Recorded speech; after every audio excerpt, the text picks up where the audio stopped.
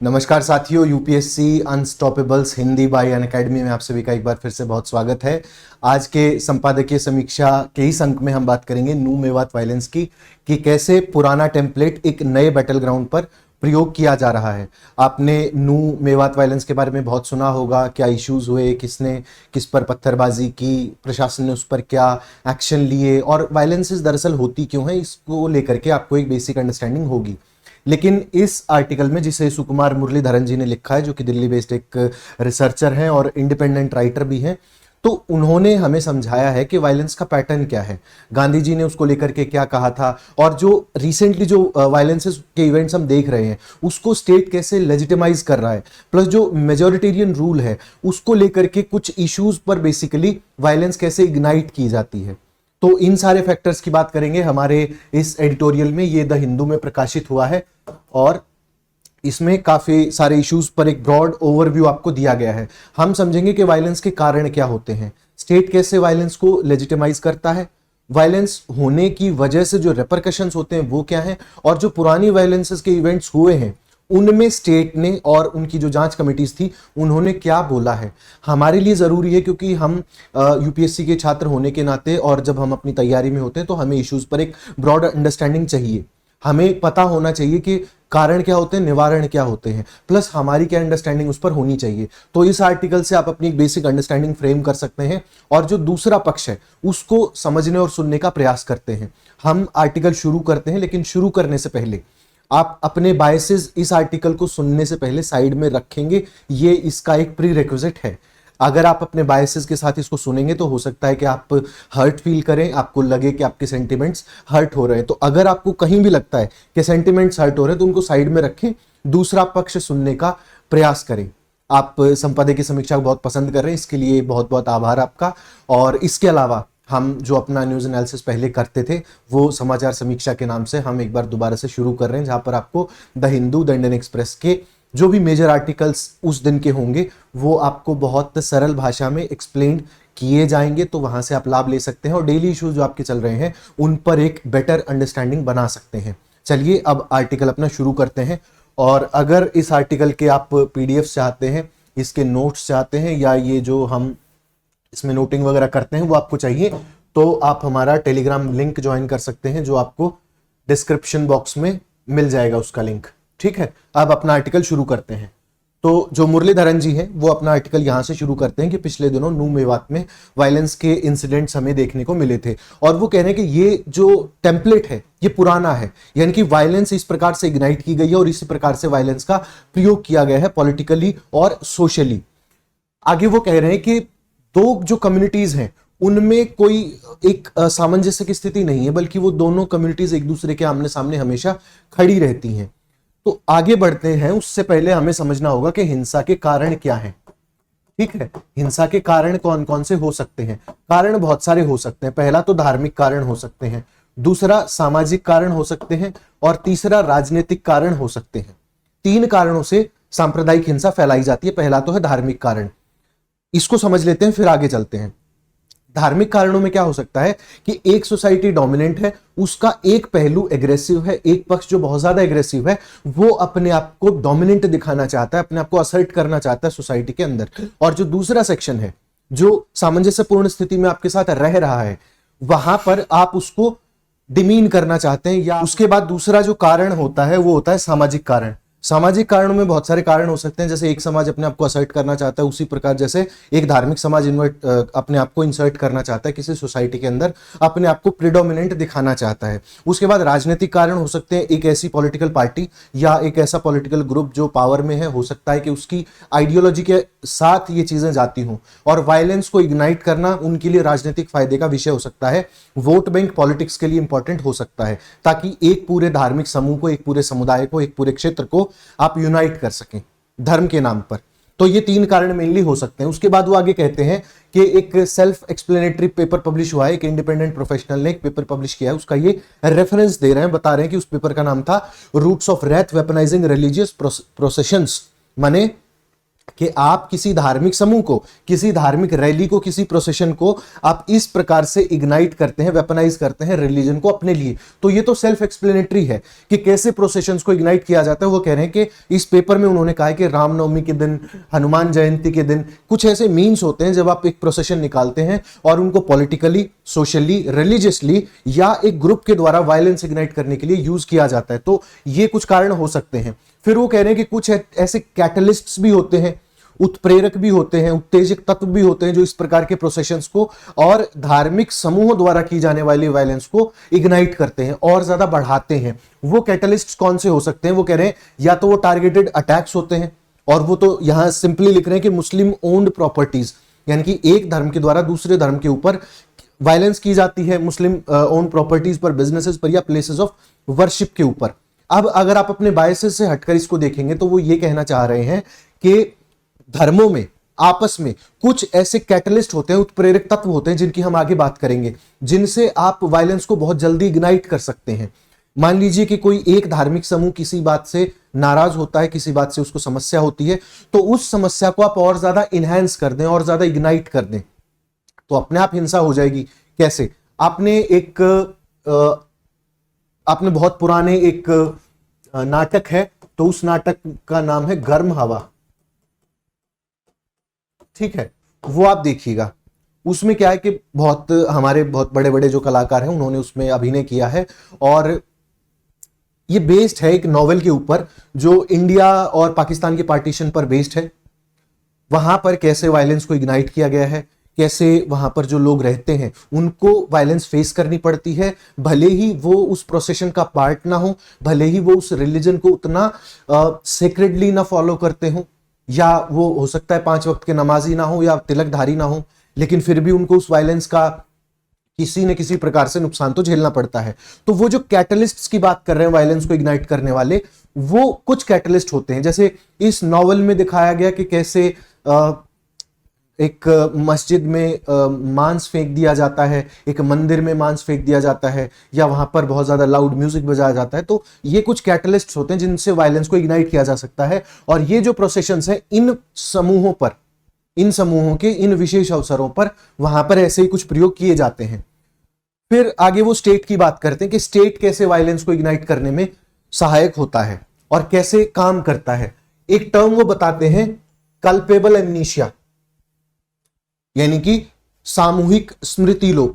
स्मृति लोप माने भूलने की बीमारी, या जब हम भूल जाते हैं तो उसे स्मृति लोप कहा जाता है। और जब हम ये सामूहिक स्तर पर करते हैं, जब पूरा समाज किसी भूल जाता है किसी हिंसा को, किसी वायलेंस, जैसे हम आज इंडिया पार्टीशन के समय हुई वायलेंस को भूलते जा रहे हैं।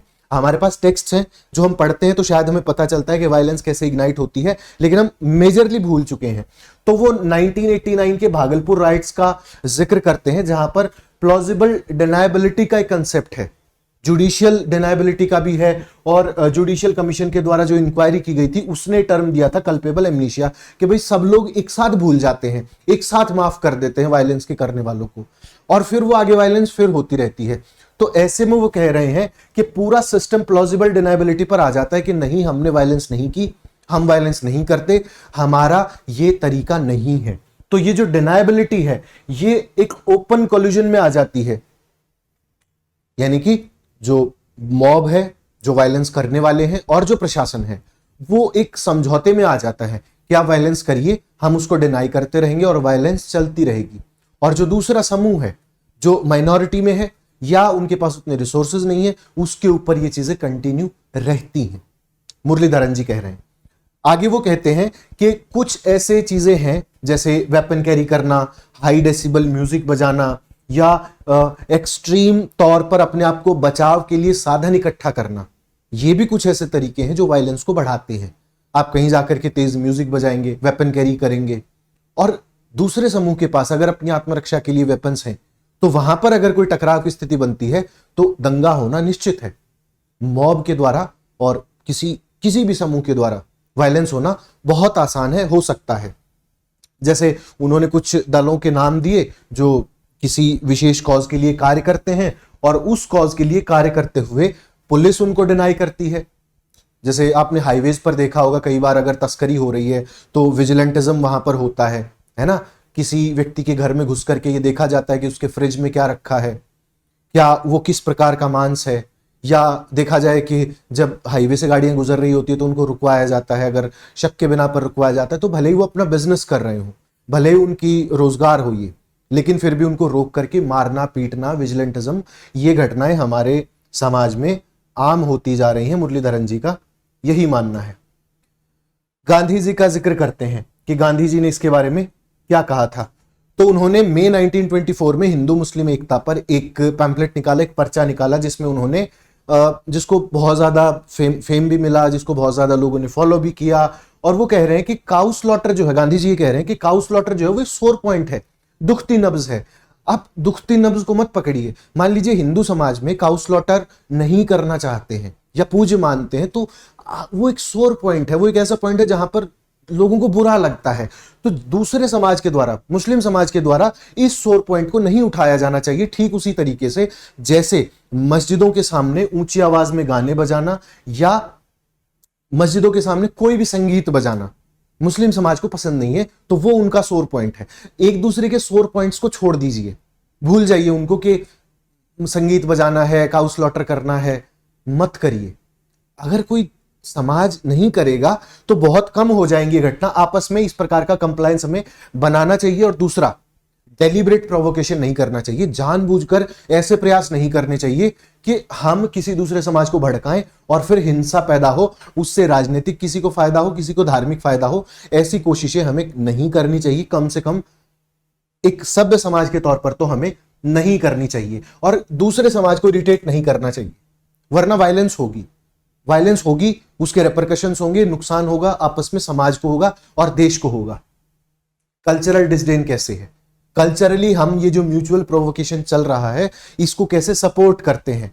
अब देखिए, ड्रामेटिकली तो चेंज हुआ है पूरा लैंडस्केप। जैसे 1947 में जैसे वायलेंस होती थी वैसी आज नहीं होती है। और समाज का, सरकारों का ये कहना है कि दिस इज अ टास्क फे कंप्लीट, यानी कि ये कार्य तो पूरा हो चुका है। हमने अपनी तरीके से, हमने अपनी तरफ से पूरा एक सिस्टम बनाया है जिसमें वायलेंस होने के बहुत कम चांसेस हैं, लेकिन फिर भी वायलेंस होती है, विजिलेंटिज्म होता है और सस्पिशन के आधार पर लोगों को मारा जाता है। कितनी ही घटनाएं हैं पिछले 4-5 सालों में, आपने देखी होगी कि आपने वो केसेस पढ़े होंगे जब एक व्यक्ति के घर जा करके देखा गया कि उसके फ्रिज में गाय का मांस रखा है या नहीं रखा है। अगर आपको किसी ट्रक पर शक है कि वो हाईवे से गायों की तस्करी कर रहे हैं तो उनको रुकवा करके विजिलेंटिज्म करना, उनको रोक करके मारना, ये तरीके हैं। ये तरीके वो कह रहे हैं कि सस्पिशन के आधार पर नहीं करना चाहिए और लेजिस्लेटिव तरीके से इसको हमें सहभागी नहीं होना चाहिए सरकारी स्तर पर भी इसका, कि अगर ऐसा हो रहा है तो उसको रोका जाना चाहिए। अगर कोई वैध लाइसेंस के साथ अपने कार्य कर रहा है, मान लीजिए कहीं गौरक्षा बैन है, वहां गौ हत्या बैन है, तो गौ हत्या बैन होने के बाद आपको कार्यवाही नहीं कर सकते। अगर करेंगे तो लेजिस्लेटिवली आपको उसके लिए पनिश किया जाएगा, जुडिशियली किया जाएगा। लेकिन अगर कहीं बैन नहीं है, वहां हो रहा है, तो that is a part of their profession, वहां आप इसे रोक नहीं सकते अनलेस आप लेजिस्लेटिवली इसके लिए प्रयास करें। ठीक है। फिर वो कह रहे हैं कि कल्चरल डिसडेन है हमारे ऊपर और डिस्प्ले ऑफ एग्रेशन है और अनलाइकली टेरेन है। जहां अब वायलेंस हुई है वो ऐसी जगह नहीं है जहां पर इस प्रकार की वायलेंस हमें हिस्ट्री में देखने को मिली है। और जो हरियाणा में जो ऑफिशियल्स हैं उनका भी यही कहना है कि ये तो पहली बार है कि ऐसी कोई वायलेंस हम देख रहे हैं और कल्चरली हम इसको बिल्कुल भी एक्सेप्ट नहीं करते। हमारे तरीके कम से कम ये नहीं है और हम इसको किसी भी प्रकार से समर्थन नहीं देंगे। ठीक है।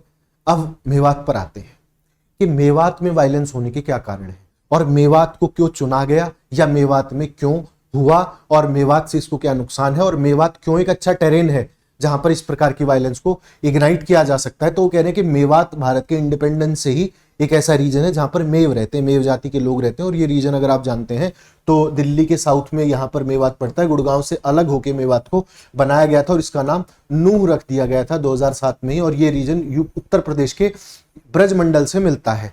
ठीक है। तो ये वो रीजन है जहां पर गौ पालन किया जाता है या जहां पर आप कहें कि गऊ के साथ जो डेयरी फार्मिंग है, इस प्रकार के उद्यम किए जाते हैं। और जाहिर सी बात है जब इस प्रकार के उद्यम होंगे तो इसके जो रेजिडुअल हैं वो भी यहां पर किए जाएंगे। कैसे? जैसे बहुत ज्यादा केटल फार्मिंग है तो केटल जब बूढ़े हो जाते हैं तो जो जितने भी डेयरी फार्मिंग एरियाज हैं, मोस्टली हरियाणा, राजस्थान, उत्तर प्रदेश, उसमें क्या प्रथा है कि जब आपके केटल्स बूढ़े हो जाते हैं या बछड़े वगैरह होते हैं या कटड़े वगैरह जो होते हैं उनको आप बेच देते हैं। उनको स्लॉटर किया जाता है। वो एक पूरा बिजनेस है, पूरी एक इंडस्ट्री है। तो उस प्रकार के कार्य यहां पर होते थे। पुराने रीजन में ब्रजमंडल के साथ साथ अगर आए तो अलवर और भरतपुर प्रिंसली स्टेट्स का रीजन होता था मेवात। और 1930s के दौरान जो कांग्रेस का प्रोग्राम था, मुस्लिम मास कॉन्टैक्ट प्रोग्राम, तब पंडित जवाहरलाल नेहरू ने इस रीजन को इंटीग्रेट करने के लिए बहुत ज्यादा प्रयास किए थे, क्योंकि प्रिंसली स्टेट से निकाल करके इसको पंजाब का पार्ट और बाद में हरियाणा का पार्ट इसको रखा गया था। गुड़गांव रीजन के अंतर्गत ये आता था। तो उसमें पीजेंट, वर्कर और पुअर यानी कि गरीब, किसान और मजदूर के साथ इस रीजन को इंटीग्रेट करने का प्रयास जवाहरलाल नेहरू और as a result Congress party द्वारा 1930s में किया गया था। लेकिन बहुत सारी डिमांड्स थी कि हमें लैंड ओनरशिप दी जाए, हमें रिप्रेजेंटेशन ज्यादा दिया जाए और डिसेंट्रलाइज किया जाए पावर को, और जो एक्सट्रीमिस्ट कैंपेन्स यहां पर हो रहे हैं कंटिन्यूअसली उसको रोका जाए, गवर्नेंस अच्छा किया जाए। ये इस रीजन की लगातार डिमांड रही थी, अलवर भरतपुर रीजन से, प्रिंसली स्टेट से अलग होने के बाद और हरियाणा में शामिल किए जाने तक।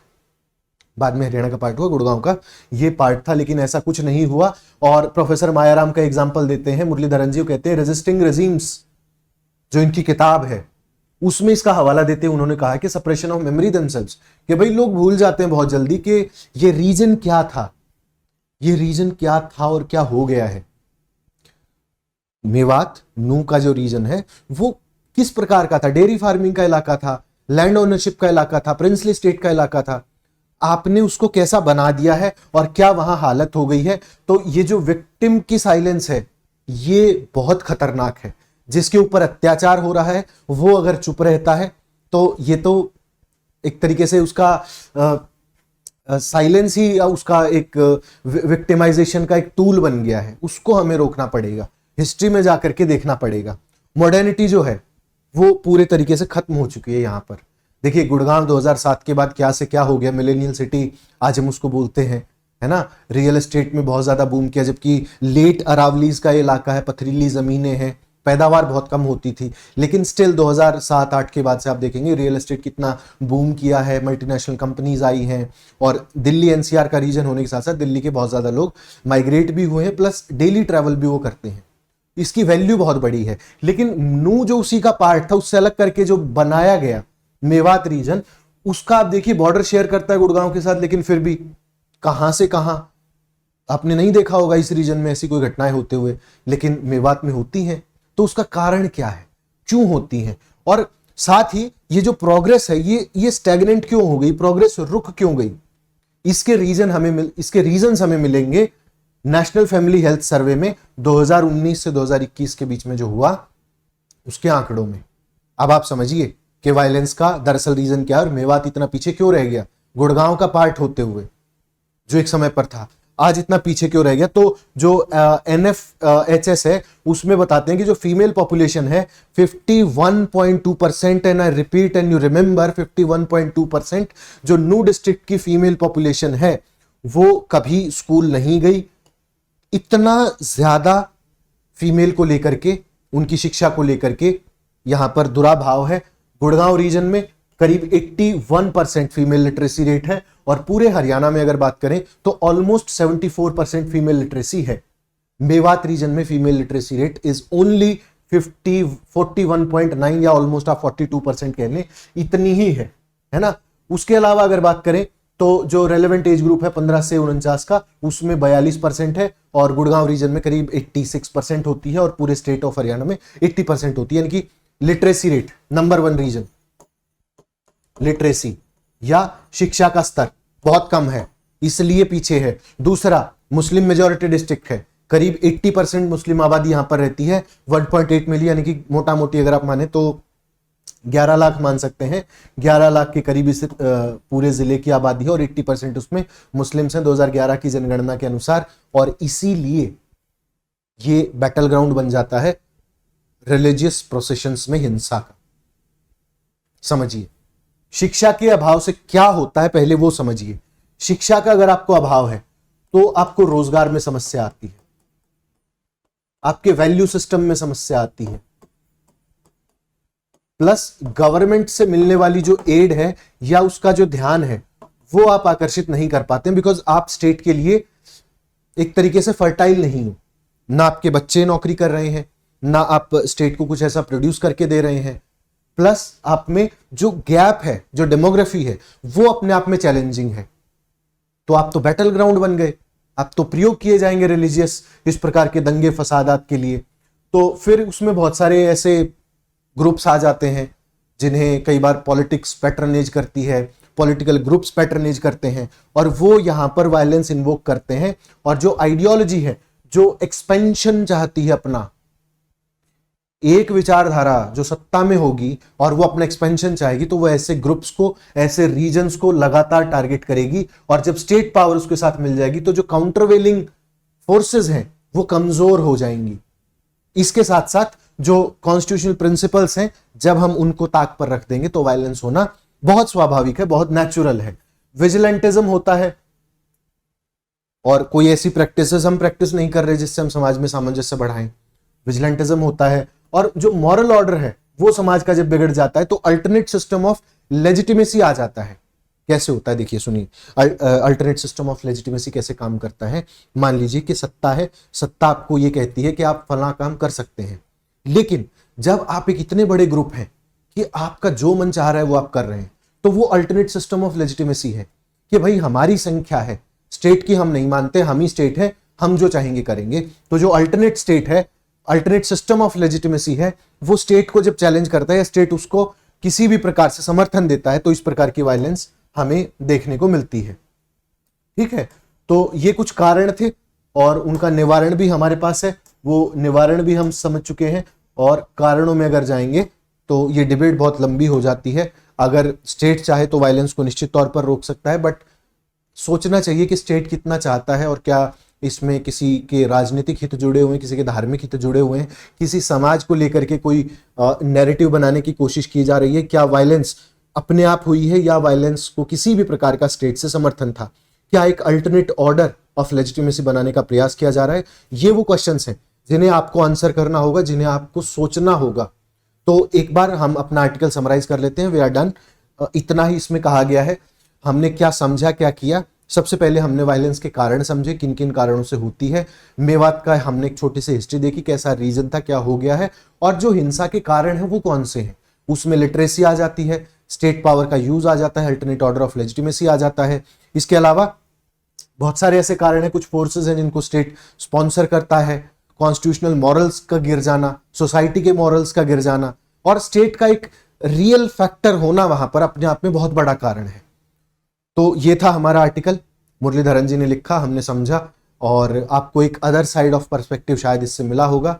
अगर आप इस प्रकार के और आर्टिकल्स देखना चाहते हैं तो कमेंट करके बताएं। इसके अलावा आज का हमारा जो सवाल है, इसका आंसर आपको कमेंट बॉक्स में लिखना होगा। सवाल आज का है, which one among the following is not a character of A secular state, यानी कि एक धर्मनिरपेक्ष या पंथ निरपेक्ष राष्ट्र का इनमें से कौन सा कैरेक्टर नहीं है। आप ऑप्शंस देख सकते हैं, रीड आउट कर सकते हैं। It refuses theocracy, separates religion from state, state is a state in order to be secular must be democratic, या it must prevent religious conflict and promote religious harmony। तो कौन सा आपको सही लगता है इसमें से, आप कमेंट कर सकते हैं। इसके अलावा जो आर्टिकल आज हमने समझा है उस पर हम एक मेंस का क्वेश्चन भी प्रैक्टिस कर सकते हैं, उसको आंसर करने में भी हमें ये हेल्प कर सकता है। 2017 के मेंस का सवाल है, आप लिख करके जरूर देखें। आपको इस आर्टिकल से जो जो पॉइंट्स मिले आप उनको नोट करके इसमें प्रयोग करने की कोशिश करें। सवाल है, distinguish between religiousness and religiosity and communalism, giving one example of how the former has not transformed into the later in independent India।